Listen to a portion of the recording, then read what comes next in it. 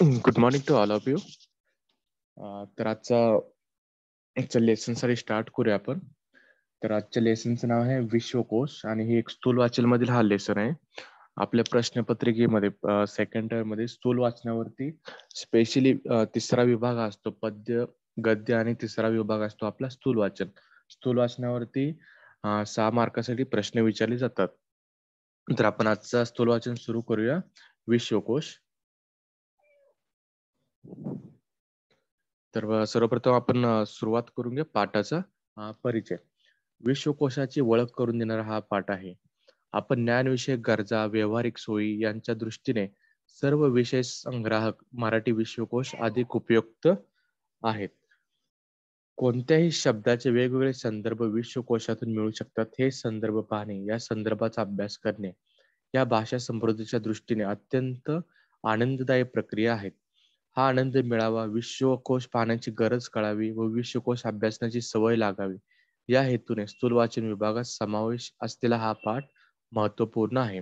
तर आजचा जो पाठ असेल, आजचा पाठ हा पूर्णपणे विश्वकोशावरती काय आधारित आहे. तर तर या पाठामध्ये आपण बघणार आहोत की विश्वकोश हा आपल्यासाठी का उपयुक्त आहे, त्याची का गरज लागते किंवा व्यावहारिक जीवन जे असतं आपलं त्यामध्ये विश्वकोशाचा उपयोग कसा होऊ शकतो. तसेच विश्वकोशामधून वेगवेगळ्या शब्द कसे बघू शकतो, वेगवेगळ्या शब्दांचा अर्थ कसा असतो किंवा त्याचा संदर्भ कसा पाहणे, कसा शोधून काढणे, हे आपण या पाठामध्ये पाहणार आहोत. तर विश्वकोश सर्व लोकांपर्यंत पोहोचावा, सर्व मुलांपर्यंत पोहोचावा आणि त्याची गरज कळावी आणि त्या विश्वकोशाच्या अभ्यासनासाठी सवय लागावी या हेतूने हे स्थूल वाचनामध्ये या विश्वकोश या पाठाचा काय केलंय समावेश केलेला आपल्याला दिसून येतो. तर सुरुवात करूया आपण पाठाला. तुमच्या शाळेत अथवा तुमच्या गावातील सार्वजनिक ग्रंथालयात तुम्ही गेलात तर अनेक जाड मोठी पुस्तके असलेल्या काचेचं कपाट तुमचं लक्ष वेधून घेईल. मराठीच्या विविध साहित्य संपदेबाब सोबत मराठी विश्वकोश, मराठी व्युत्पत्ती कोश, मराठी चरित्रकोश, मराठी शब्दकोश असलेली ही ग्रंथसंपदा प्रत्येक वाचनालयाचा मानबिंदू. या पाठात आपण मराठी विश्वकोशाचा परिचय करून घेऊया. आता तुम्ही कधी तुमच्या स्कूलच्या लायब्ररीमध्ये गेला किंवा कोणत्याही विद्यालयाच्या लायब्ररीमध्ये गेला तर तुम्हाला खूप सारे असे पुस्तकं दिसतील, असे मोठे जाड असे पुस्तकं दिसून येतील. त्या पुस्तकामध्ये वेगवेगळ्या प्रकारचे काय असतात, हे साहित्य संपदा असते. मराठी विश्वकोश असतात, मराठी व्युत्पत्ती कोश असतात, चरित्रकोश असतात, शब्दकोश असतात. या अशी ग्रंथसंपदा आपल्याला काय म्हणतात, हे ग्रंथालयात बघायला मिळतात. आणि ह्याच ग्रंथालयाचा काय असतो, हा मानबिंदू. मानबिंदू म्हणजे सेंटर ऑफ अट्रॅक्शन ज्याला बोलतो आपण, किंवा जे पाया जो बोलतो ग्रंथालयाचा. तर हे कोश जे असतात, हे कोश काय असतात, ते ग्रंथालयाचा काय असतात, हा पाया असतात. तर आपण ह्या पाठामध्ये काय करून घ्यायचे, विश्वकोशाचा परिचय करून घ्यायचे. तसे असे खूप सारे असे कोश आहेत, जसे व्युत्पत्ती कोश असेल, चरित्रकोश असेल, शब्दकोश असेल आणि त्यापैकी एक विश्वकोश असेल. त्याच विश्वकोशाचा आपण काय करून घ्यायचे, आज परिचय करून घ्यायचे. मानवी विद्या, विज्ञान, तंत्रज्ञान यातील विषयांचे अद्ययावत ज्ञान एका व्यापक योजनेखाली संकलित करणारा असा हा मराठी विश्वकोश. मराठी विश्वकोशामध्ये मानवी विद्या शाखेअंतर्गत धर्म व तत्वज्ञान, अर्थशास्त्र, राज्यशास्त्र, मानसशास्त्र, शिक्षणशास्त्र, साहित्य, इतिहास, दृश्यकला, भूगोल आणि क्रीडा या विषयांचा समावेश केला आहे. तसेच विज्ञान व तंत्रज्ञान शाखेअंतर्गत भौतिकी, रसायन, गणित सांख्यिकी, जीवशास्त्र, अभियांत्रिकी, कृषी विज्ञान, माहिती तंत्रज्ञान, संगणक विज्ञान, वास्तुकला, भूविज्ञान आणि वैदिक या विषयांचा समावेश केला आहे. कोणत्याही एक महत्वाचा विषय अनेक विषयाशी संलग्न असतो. अशा अनेक विषयांची एकत्र माहिती मिळाली तर तो विषय नीट समजून घेता येतो. आता मराठी विश्वकोशामध्ये मानवी विद्या आणि विज्ञान व तंत्रज्ञान या विषयांचं काय असतं, अज्ञात ज्ञान असतं, किंवा हे एक व्यापक योजनेखाली पूर्णपणे संकलित केलेला कोश म्हणजे काय, विश्वकोश. ह्याच्यामध्ये मानवी विद्या जर आपण पाहिले, मानवी विद्याच्या अंतर्गत काय येतात, धर्म, तंत्रज्ञान, अर्थशास्त्र, राज्यशास्त्र, मानसशास्त्र, शिक्षणशास्त्र, साहित्य, इतिहास, दृश्यकला, भूगोल, क्रीडा या सर्व विषयांचा ह्याच्यामध्ये काय केला असतो, समावेश केला असतो. तसेच विज्ञान आणि तंत्रज्ञानामध्ये मग भौतिकी, रसायनशास्त्र, गणित सांख्यिकी ज्याला आपण फिजिक्स, केमिस्ट्री, बायोलॉजी बोलतो. या अशा अनेक प्रकारचे काय असतात या विषयामध्ये हे विषय ह्याच्यामध्ये विश्वकोशामध्ये संलग्न केलेले दिसून येतात. संलग्न केलेले असतात म्हणजे ह्याच्यामध्ये समजावून सांगितलेले दिसून येतात. त्या सर्वांची या सर्व विषयांची काय असतात हे एकत्रित माहिती या आपल्याला विश्वकोशामध्ये या विश्वकोशामध्ये आपल्याला मिळते. तर तो विषय नीट समजून काय करता येतो आपल्याला नीट समजून घेता येतो की एकाच ठिकाणी सर्व काय ते विषय आहेत. प्रत्येक ठिकाणी काय असतात की एका विषयाचे एक पुस्तक मिळतं, दुसऱ्या विषयी दुसरीकडे असतं, पण विश्वकोशामध्ये हे सर्व विषयाचं काय असतं हे संकलित ज्ञान असतं. म्हणजे एकाच पुस्तकामध्ये तुम्हाला सर्व विषयांचं काय मिळून जातं हे ज्ञान मिळून जातं. मुख्य विषय आणि त्याचे संलग्न विषयाचे ज्ञान प्राप्त करण्यासाठी मराठी विश्वकोश उपयोगी पडतो. तर इथेच विश्वकोशाचा हा काय सर्वात मजबूत असा पाया आहे. तर काय की मुख्य विषय आणि त्याचे संलग्न विषय या सर्व विषयांचे काय असतात हे इथं पूर्णपणे माहिती दिली असेल किंवा ह्यांचं ज्ञान प्राप्त करायचे असेल तर तुम्हाला काय बघावं लागेल मराठी विश्वकोश बघावे लागेल. परंतु काही ठिकाणी काय असतात की प्रत्येक विषयाची वेगवेगळी काय असतात ते पुस्तकं असतात. जसं राज्यशास्त्राचं वेगळं पुस्तक असेल, इतिहासाचं वेगळं पुस्तक असेल, भूगोलाचं वेगळं पुस्तक असेल, पण विश्वकोशामध्ये काय असतात हे मुख्य विषय आणि त्याच्या संलग्न भाषा या सर्वांचं ज्ञान कशामध्ये असते मराठी विश्वकोशामध्ये दिसून येतं.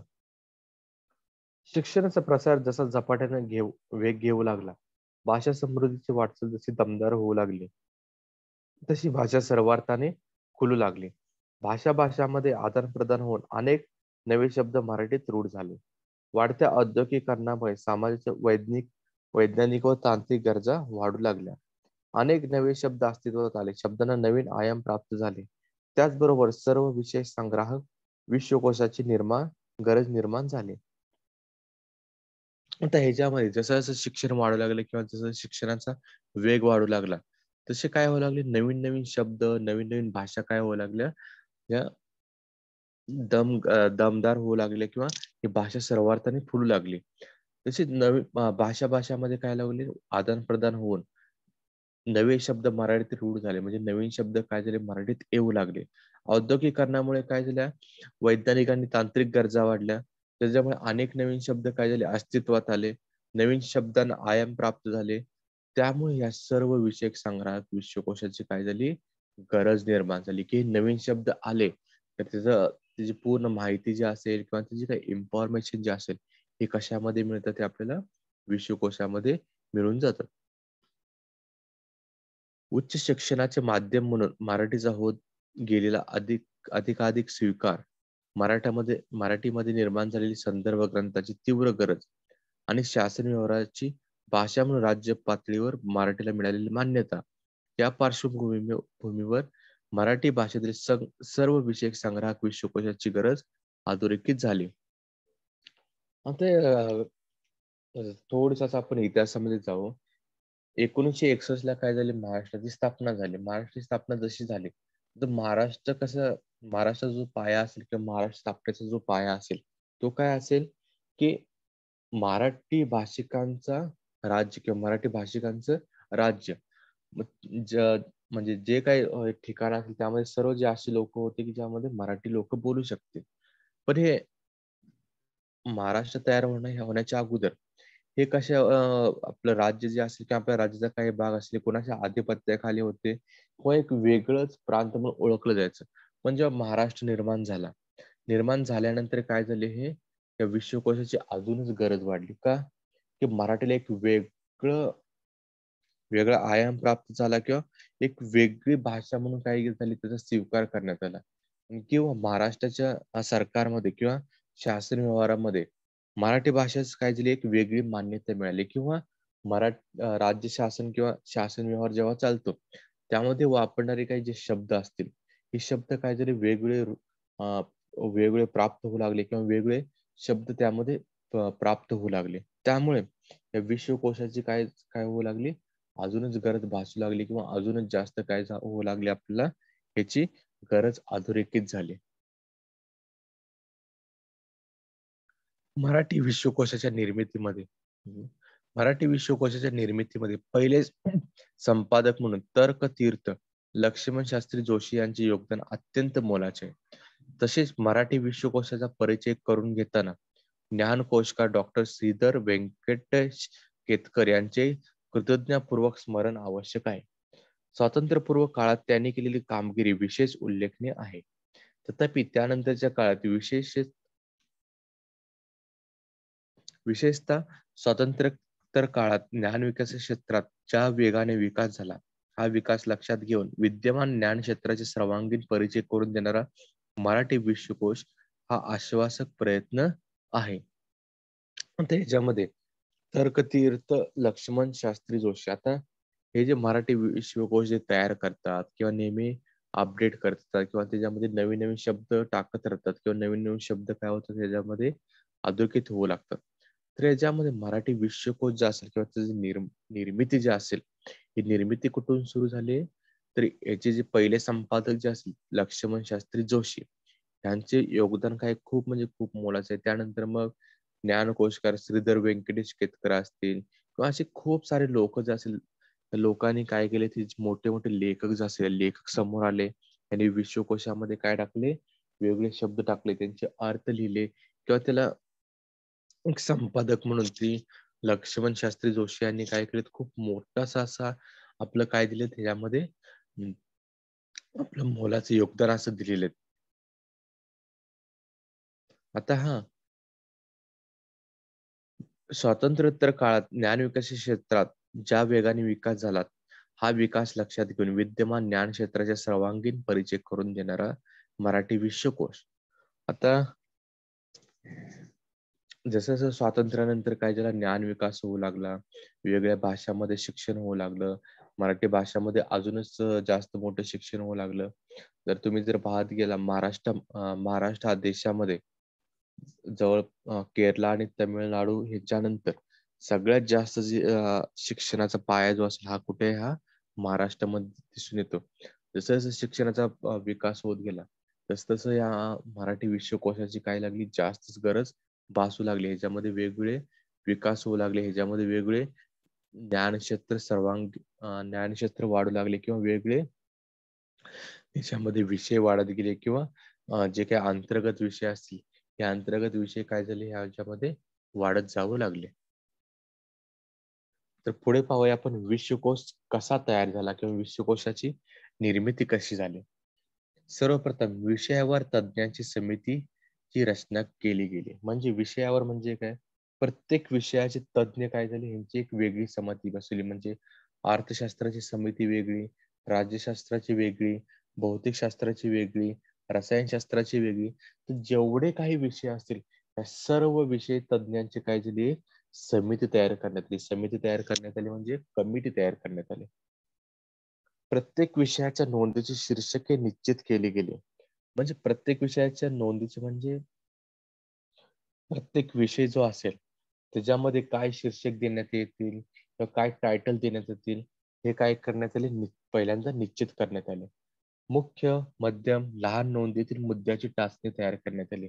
नोंदी म्हणजे काय, की विषयामध्ये प्रत्येक जो काही विषय असेल किंवा जी काही कमिटी असेल त्याच्यामध्ये मग मुख्य, मध्यम आणि लहान अशा काही नोंदी. नोंदी म्हणजे काय, की वेगवेगळे मुद्दे जे असतील, कोणते मुद्दे ह्याच्यामध्ये ऍड करता येतील, कोणते मुद्दे ह्याच्यामधून वगळता येतील, कोणत्या मुद्द्यांना जास्त काय देता येतील तुम्हाला, अं, जास्त मान्यता देता येतील, अशा काही मुद्द्यांची काय झाली, टाचणी तयार केली. टाचणी तयार केली म्हणजे काय, लिस्ट तयार करण्यात आली.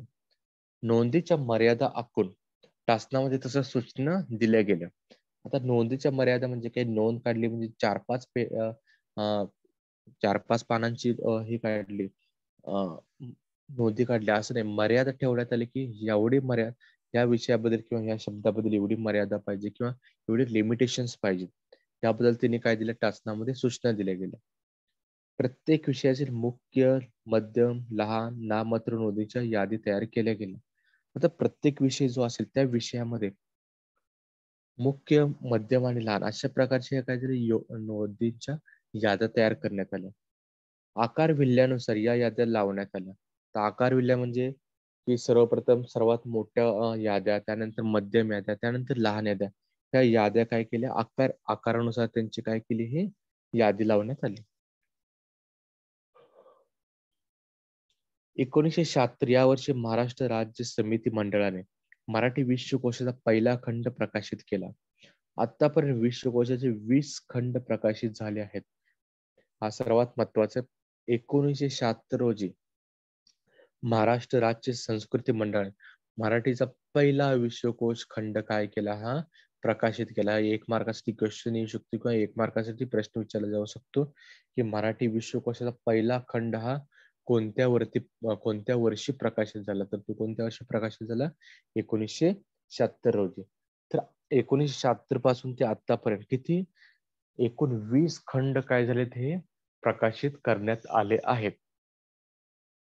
म्हणजे आतापर्यंत हे 20 वेळा काय झाले, ते विश्वकोश अपडेट होत गेलेत किंवा हिचं नूतनीकरण करण्यात आलेलं आहे. शालेय विद्यार्थ्यांसाठी कुमार विश्वकोशांची निर्मिती करण्यात आली असून त्याचे जीवसृष्टी आणि पर्यावरण भाग 1 व भाग 2 प्रकाशित करण्यात आले.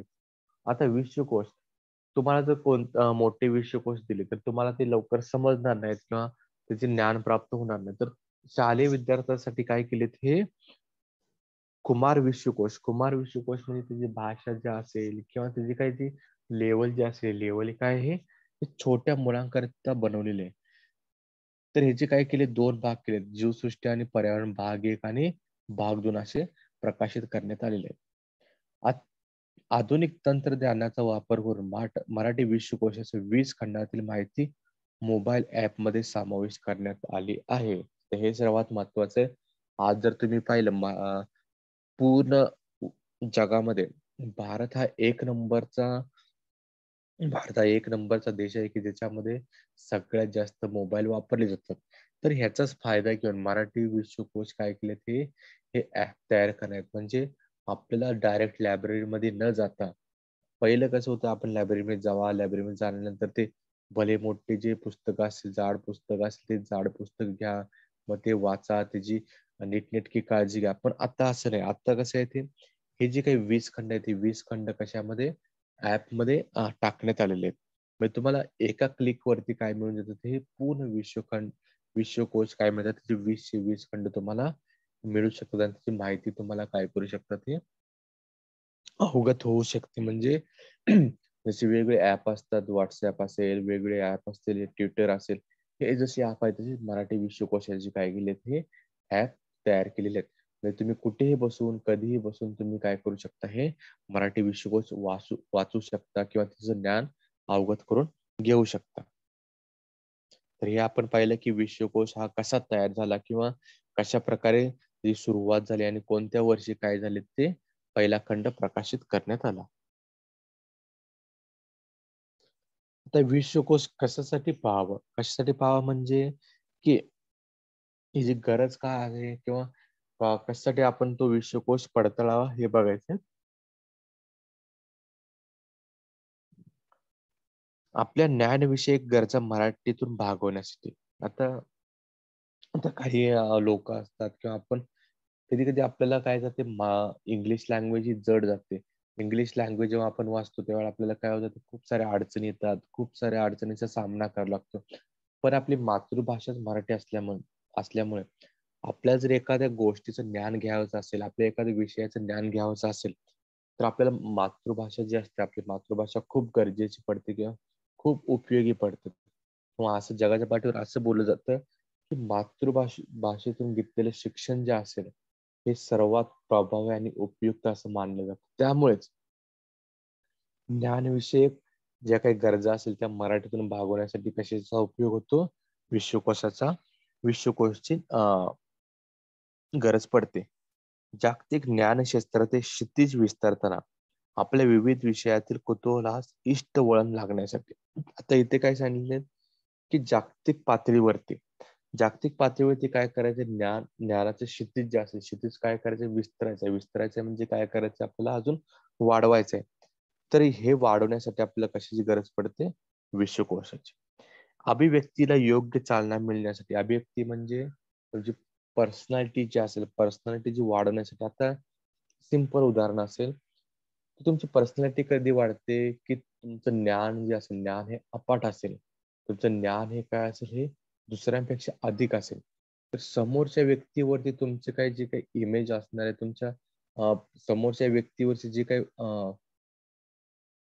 तुमचं काय इमेज पडणार आहे ती खूप चांगली असेल. तर इमेज ही कधी वाढणार आहे पर्सनॅलिटी जेव्हा चांगली असेल. आणि ती पर्सनॅलिटी कधी वाढणार आहे जर तुमचं ज्ञान हे चांगलं असेल. आणि ज्ञान कधी वाढणार आहे जर विश्वकोशामध्ये सर्व तुम्हाला माहिती असेल किंवा विश्वकोशामध्ये तुम्ही जर जास्त हे करत असाल,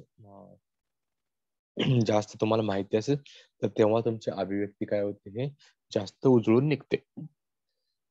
सर्व प्रकारचे प्रकल्प आणि सूक्ष्म ज्ञान मराठी भाषेतून मिळवण्यासाठी आता तिथे जर आपण पाहिलं की कोणत्याही विषयाचं ज्ञान तुम्हाला पाहिजे असेल, सूक्ष्म पासून ते प्रगल्भ ज्ञान पाहिजे असेल, तर तुम्हाला कशाचा हे करायचा असेल, अभ्यास करावा लागेल, विश्वकोशाचा अभ्यास करावा लागेल.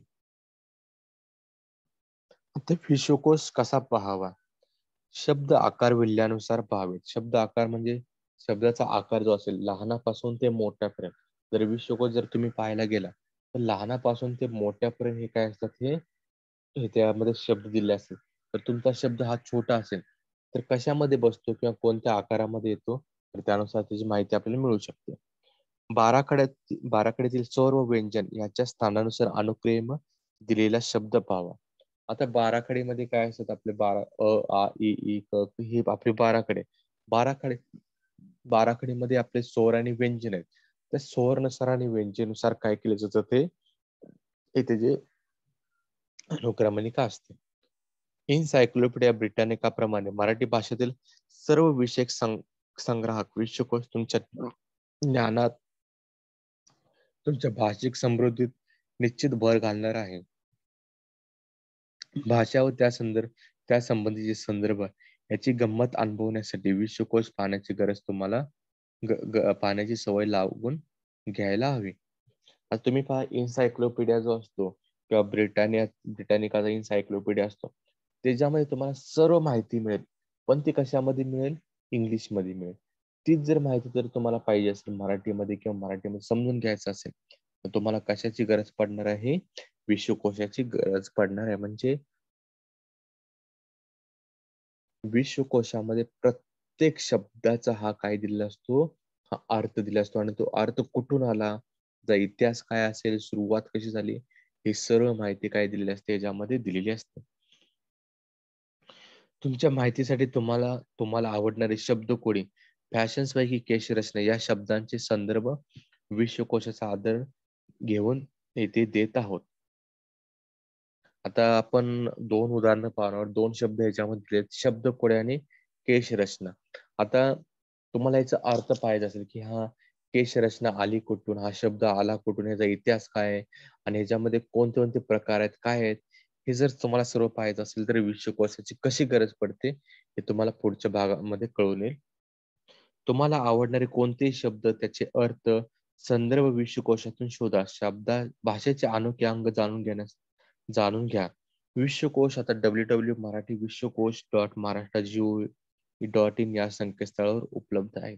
आता विश्वकोश जे असतील कोणते शब्द त्यांचे अर्थ जर आपल्याला जाणून घ्यायचे असेल तर महाराष्ट्र सरकारने काय केले त्याची एक वेबसाईट दिली. त्या वेबसाईट वरती तुम्ही जर गेला त्या वेबसाईट वरती तुम्ही कोणतेही शब्द टाकला तर त्या शब्दाचं पूर्णपणे काय येऊन जाईल, माहिती येऊन जाईल. म्हणजे कोणती वेबसाईट? मराठी विश्वकोश .महाराष्ट्र.gov.in.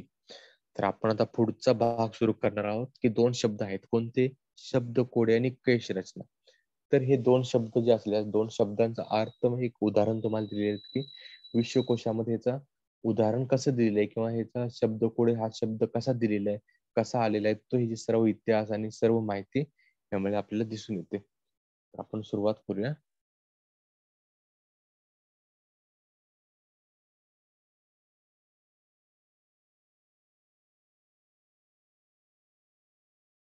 तर इथे आपण पाहू शकतो पहिला शब्द दिलेला आहे शब्दकोडी. तर हा शब्दकोडी जो असेल याचा आपल्याला अर्थ पाहायचा असेल तर अर्थ कसा येईल आणि कसा येतो ते आपण पाहूया. पुढील पानावर शब्दकोड दिलेल्या वाक्याच्या आधारे सोडवा. आता हे इथं काय दिले ते शब्दकोड दिलेलं आहे. आता हे शब्दकोड सोडवताना जे काही हिंट दिले आहेत ते हिंट कसे असतील?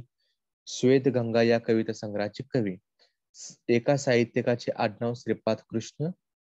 तुरुंगात असताना देखील ज्याची काव्य प्रतिभा बहरून असे साहित्य. सुधारकचे संपादक. कवी याचे आडनाव. विनोदी साहित्य लिहिणाऱ्या एका साहित्यिकाचे आडनाव. मालतीताई बेंडेकर यांनी वापरलेले टोपण नावातील आडनाव. कवी कुसुमाग्रज यांचे आडनाव.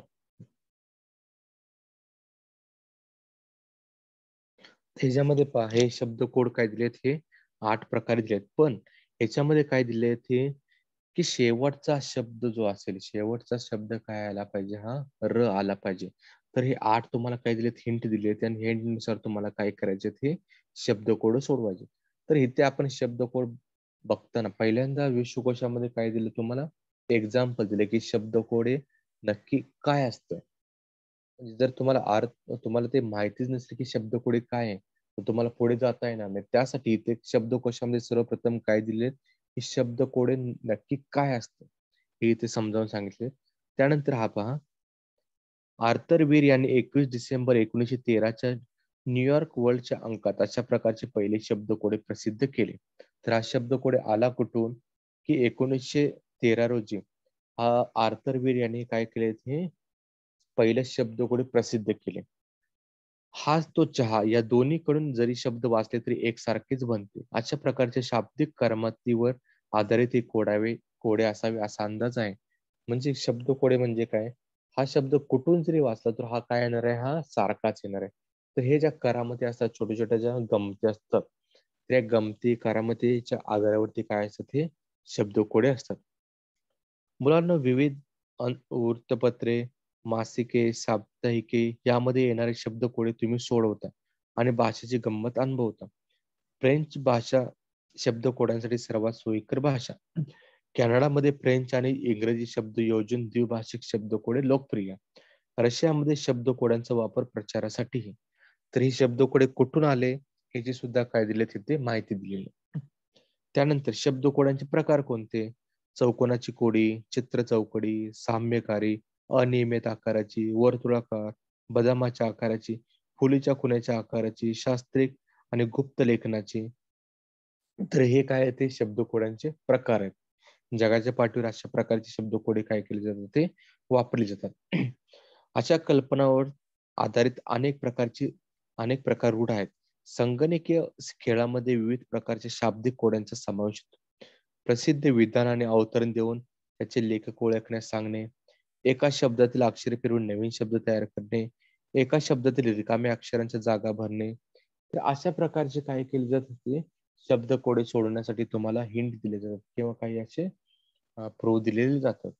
तर हे पाहिलं आपण, की इथं आता आपल्याला बघायचं आहे की शब्दकोडे हा फक्त काय घेतला, आपण शब्द घेतला, पण त्यांची कशा प्रकारे माहिती दिलेली आहे विश्वकोशामध्ये, तर इथे एक नमुना दिलेला आहे किंवा इथे एक तुम्हाला उदाहरण दिलेले आहे की सर्वप्रथम शब्दकोडे असतं काय, दुसरं शब्दकोडे कसा तयार झाला आणि सर्वप्रथम कुठे प्रकाशित करण्यात आला, त्यानंतर शब्दकोडांचा इतिहास काय असेल, त्याचा पाया काय असेल, दुसरं शब्दकोडांचे प्रकार काय असतील आणि शब्दकोडामध्ये कशा प्रकारचे प्रश्न विचारले जाऊ शकतात, हे संपूर्ण माहिती काय मिळते आपल्याला विश्वकोशामध्ये मिळते. दुसरा आपला शब्द होता केश रचना. केश रचना. आजकाल केसांच्या वेगवेगळ्या स्टाईल्स करणे तुम्हाला सर्वांना आवडते, पण मुलांना आश्चर्य वाटेल की पौराणिक काळापासून आकर्षक केश रचनेचे आकर्षण सर्व समाजात आहे. आता केश रचना जर आपण बाहेर पडलो, अनेक प्रकारचे तुम्हाला काय देतात केश रचना दिसतात, ज्याला आपण हेअर स्टाईलिस्ट बसतो, हेअर स्टाईलिस्ट म्हणतो. तुम्ही आता यंग जनरेशन आहात, एक जनरेशन मध्ये वेगवेगळ्या प्रकारचे काय असतात, हे हेअर स्टाईल आपण करत असतो. पण हेअर स्टाईलिस्ट आत्ताची आहे का, आधुनिक आहे का, नाही, हे पौराणिक काळापासून काय केले हे आलेले आहेत. तर केशभूषेत अंतर्गत असणाऱ्या गोष्टी, की केशभूषा करणे म्हणजे नक्की काय करणे, केस कापणे, धुणे, नीट करणे, विंचरणे, कुरळे करणे, सरळ करणे. आदिम लोक केसांना मातीचा लेप लावून आपल्या पराक्रमाने गुण वैशिष्ट्य दाखवण्याकरता त्यात विजय चिन्ह आणि पदक लावत. तर पहिली लोक काय करायची, जेव्हा लढाई लढाई जिंकून वगैरे यायची किंवा पराक्रम करून यायचे, तर आपल्या केसांना ते मातीचा लेप लावून त्याच्यामध्ये विजय चिन्ह आणि पदक लावत, जेणेकरून हे सर्वांना दिसू शकतील की ह्या समोरच्या व्यक्तीने कसा पराक्रम केले किंवा कोणत्या प्रकारचा पराक्रम केलेला आहे. तर वेशभूषेचा उद्देश काय असेल? वेशभूषेचा मुख्य उद्देश आकर्षकता किंवा सौंदर्य वाढवणे. वेशभूषेचा सामाजिक उद्देश वेशभूषेचा सामाजिक उद्देश सामाजिक संकेतानुसार प्रतिकात्मक वेशभूषा. तर हे जे उद्देश पण दिलेले आहेत की मुख्य उद्देश काय आणि सामाजिक उद्देश काय. केशभूषेचा उगम यातून झाला असावा. केस इतरांना दिसू केस इतरांना दिसू न देण्याचा पुरातन स्त्रीच्या प्रयत्नातून केस बंदाची कल्पना पुढे आली असावी. तर या प्रकारचे काय केले ते वेगवेगळ्या प्रकारची केशभूषा जी असेल केशभूषा कोणत्या कोणत्या प्रकारचे ह्या चित्रातून हिने काय केले स्पष्ट केलेले दिसून येतं. अजंठा, वेरूळ, कोणार्क, खजुराहो येथील शिल्पकृतीत आढळणाऱ्या स्त्री पुरुषाच्या केश रचना उल्लेखनीय आहे. या प्राचीन केश रचनाचे अनुकरण भारतीय स्त्रिया करताना आढळतं. तर आता ह्या विश्वकोशामध्ये काय दिसते केशभूषेची सर्व माहिती इथे दिसून आलेली दिसते की केशभूषेचा केशभूषा म्हणजे नक्की काय, केशभूषेचा उद्देश काय, मग तो सामाजिक असेल किंवा मुख्य उद्देश असेल किंवा केशभूषेचा उपयोग कसा केला जातो पुरातन काळामध्ये किंवा केशभूषा कोणत्या कोणत्या प्रकारच्या असतात ते त्यांनी प्रश्न सॉरी फोटो सुद्धा दिलेले आहेत. नंतर केशभूषा ही आली कुठून किंवा याचा आपल्याला संदर्भ कुठून मिळून येतो या प्रकारचे काय दिले तिथे हे माहिती दिलेली दिसून येते. तर आता याच्यामध्ये जर पाहिलं आपण हे दोन आपण उदाहरण पाहिले. पहिला होता शब्दकोडे आणि दुसरा होता केशभूषा. फक्त काय हा 4 शब्दांचा किंवा 4.5 शब्दांचा हा काय सॉरी 4.5 अक्षरांचा हा शब्द असेल किंवा 4 शब्दांचा अक्षरांचा शब्द असेल. तर ह्या शब्दावरून तुम्हाला काय केले पूर्ण माहिती मिळेल. शब्दकोडे कुठून सुरुवात झाली, कशी सुरुवात झाली, ते इतिहास काय असेल, याचं उदाहरण काय असेल, कशी समजावली जाते, ही सर्व माहिती दिली. त्यानंतर केशभूषा.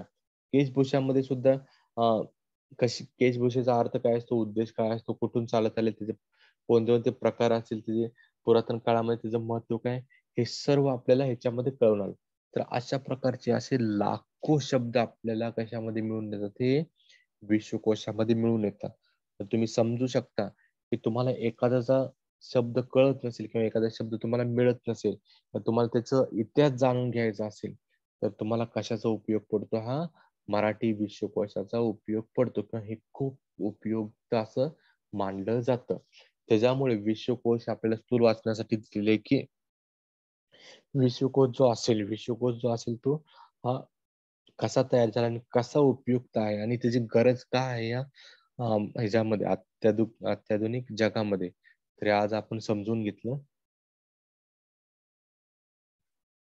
तर विश्वकोश तर आपण आज स्थूल वाचन पाहिला.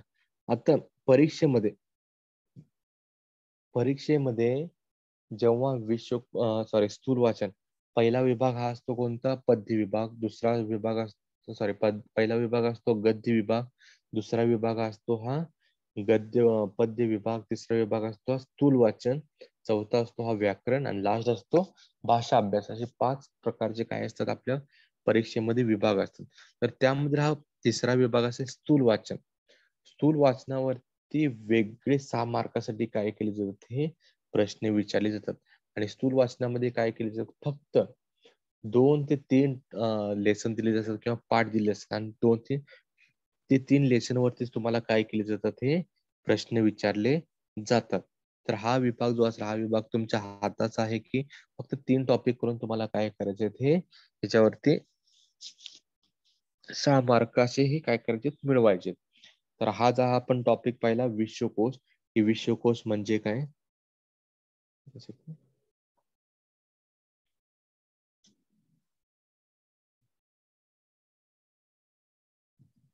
तर आज आपण टॉपिक पाहिला विश्वकोश म्हणजे काय, की विश्वकोशाची गरज का पडते, किंवा विश्वकोश जो असेल ह्याच्यामध्ये काय काय समाविष्ट केलेलं असतं किंवा तो ह्याच्यामध्ये कोणते विषय समाविष्ट केले जातात, कोणता मुख्य विषय असेल आणि त्याचे संलग्न विषय कोणते असतील. या या मराठी विश्वकोशामध्ये नवीन शब्द कसे रूढ होत गेले, नवीन शब्द कसे वाढत गेले, हे आपण पाहिलं. त्यानंतर मराठी विश्वकोश वाढण्यास पाठीमागची कारण सुद्धा आपण पाहिले की शासन व्यवहारासाठी मराठी भाषेचा काय केला, मराठी भाषा अवगत करण्यात आली किंवा मराठी भाषा काय केली ही स्वीकार करण्यात आली.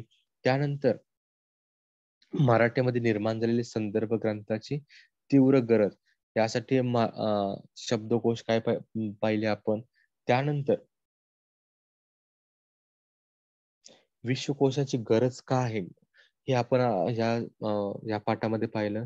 त्यानंतर मराठी विश्वकोशाच्या निर्मितीमध्ये जे लक्ष्मण शास्त्री असतील किंवा वेगवेगळे जे लेखक असतील किंवा वेगवेगळे जे काय ज्ञानकोशकार असतील, त्यांनी कोणती भूमिका पार पाडली किंवा त्यांची भूमिका कोणती होती किंवा त्यांनी पाया कसा रचला विश्वकोशाचा, हे आपण पाहिलं.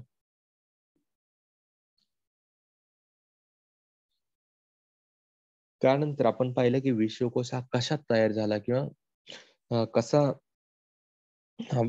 त्यामध्ये कसा तयार झाला. त्यानंतर त्याच्या नोंदी कशा ठेवण्यात आल्या किंवा नोंदी ठेवण्यात आल्यानंतर 1976 रोजी काय केला, हा पहिला खंड किंवा मराठी विश्वकोशाचा पहिला खंड काय केला, हा प्रकाशित करण्यात आला.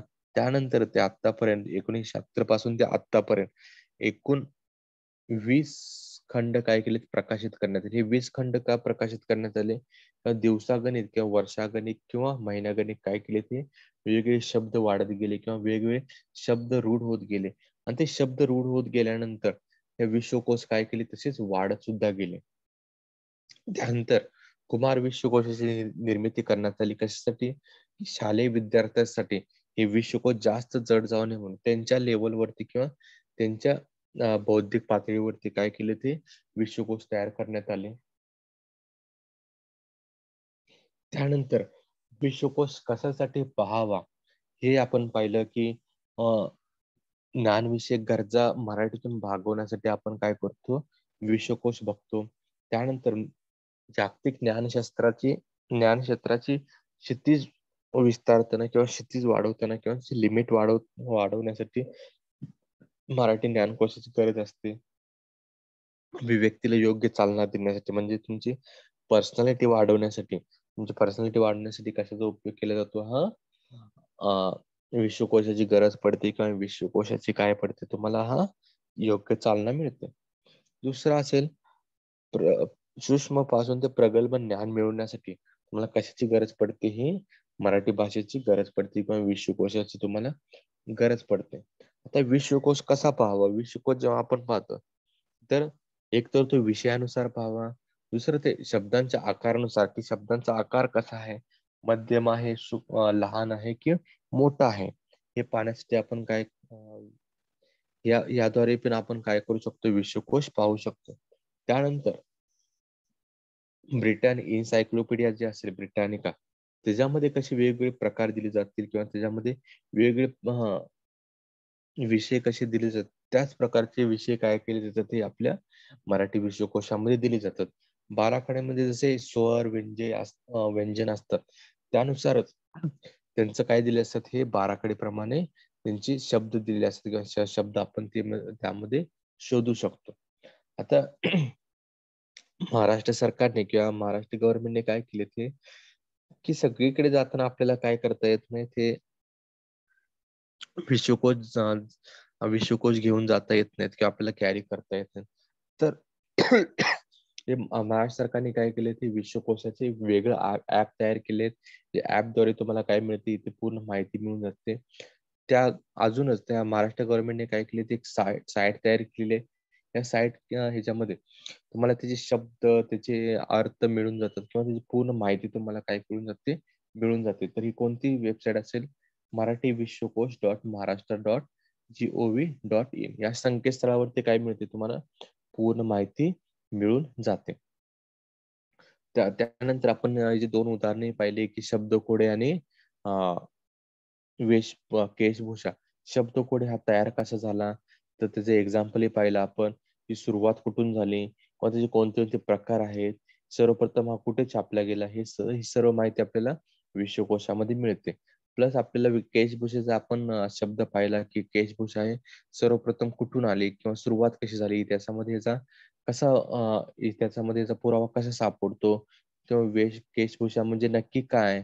त्यानंतर केशभूषेचा मुख्य उद्देश काय असेल, सामाजिक उद्देश काय आणि मुख्य उद्देश काय असेल, हेही आपण पाहिलं. म्हणजे हे दोन जेव्हा उदाहरणं आपण बघत असतो, त्या उदाहरण आपल्याला कळालं की विश्वकोशामध्ये असा कोणताही शब्द नाहीये की ज्याचा अर्थ सापडेल. ह्याच्यामध्ये सर्व प्रकारचे, सर्व शब्दांचे तुम्हाला उच्चारलेले जे काही शब्द असतील त्या सर्व शब्दांचा तुम्हाला काय मिळेल, ते अर्थ दिसून येईल.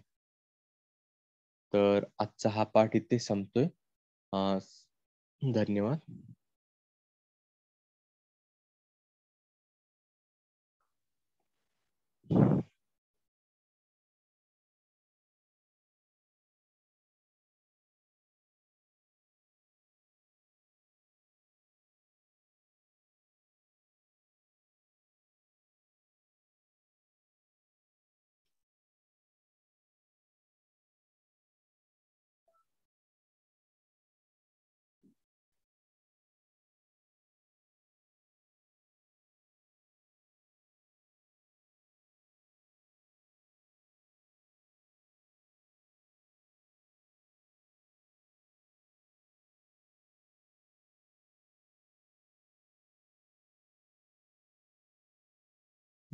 हा मॅडम, झालेलं आहे टॉपिक.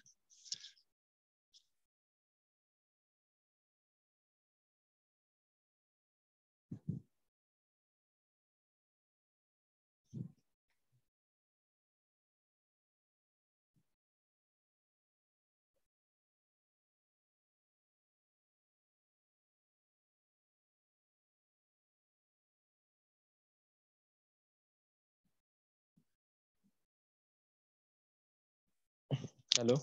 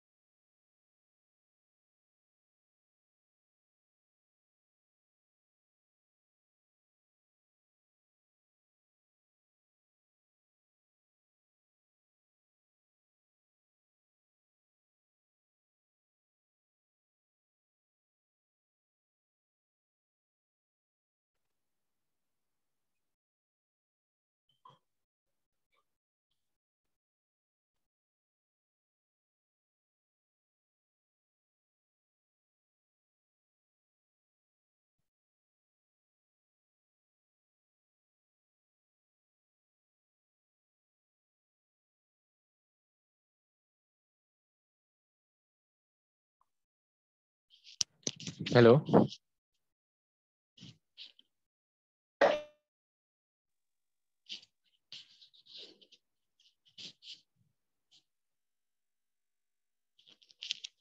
अल्मास मॅडम.